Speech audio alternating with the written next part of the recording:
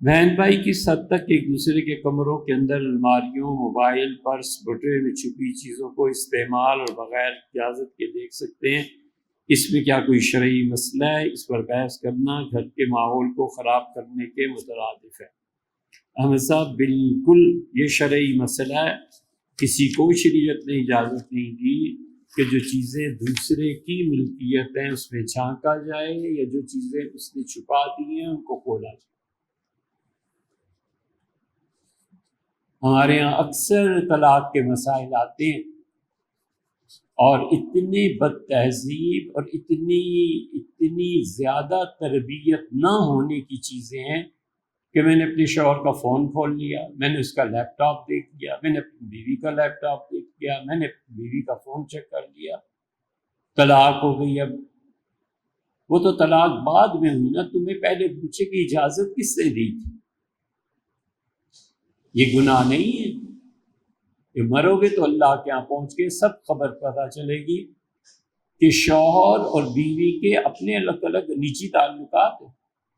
بیوی کے اکاؤنٹ تک کو چیک کرنا جائز نہیں کہ اس کے پاس کتنے پیسے۔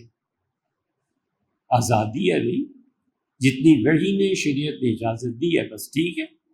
اس لیے کوئی بھی چیز حضور صلی اللہ علیہ وسلم کبھی ان چیزوں کا نہ جھانکنا جسے تم سے منع کیا گیا ہے، اور اگر تم یہ کرتوت کرو گے تو تم معاشرے میں فساد پھیلا دو گے۔ جسے آپ نے کہا نا گھر گھر فساد پڑ جائے گا، یہی کرتوت ہوتے ہیں، بھائی کو یہ ہو، بہن کو یہ، فلانے کو یہ۔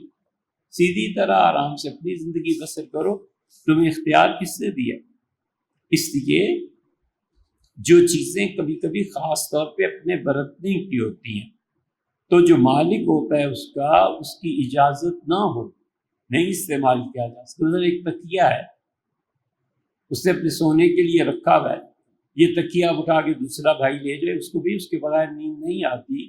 تکیے کی روئی ہے، کوئی اور چیز ہے، اس کو اس کے ساتھ ایک تعلق ہے، یہ کیسے جائز ہو گیا کہ تم اس کا تکیہ اٹھا کے لے جاؤ؟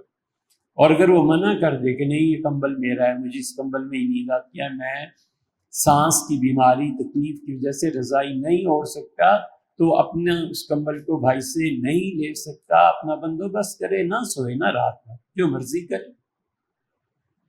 اس لیے شریعت ان چیزوں میں سختی سے منع کرتی ہے۔ دوسری قسم وہ ہے جس کے لیے پوچھنے کی کوئی ضرورت نہیں ہوتی، جیسے کچن میں گلاس پڑا ہے، برتن ہیں، اس قسم کی چیزیں ہیں، اس کے لیے ضرورت نہیں ہوتی۔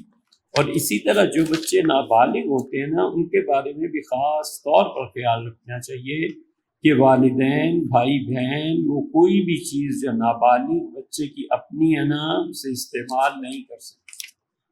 نابالغ بچہ ہے، اس کے پاس پینسلز پڑی ہیں، اس کے پاس ربر پڑا ہے، بھائی کو چاہیے، والد کو چاہیے کہ کہے بیٹے میں یہ لے لوں، استعمال کر لوں۔ اگر وہ اجازت دے تو استعمال کرنا ہے، اور اگر بچہ باپ کو اجازت نہیں دیتا تو استعمال کرنا ہی جائز نہیں۔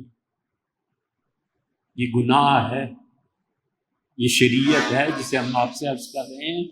اس لیے ہمارے ہاں معاشرے میں انسانیت اور شریعت ختم، بالکل انہیں پرواہ ہی نہیں ہوتی۔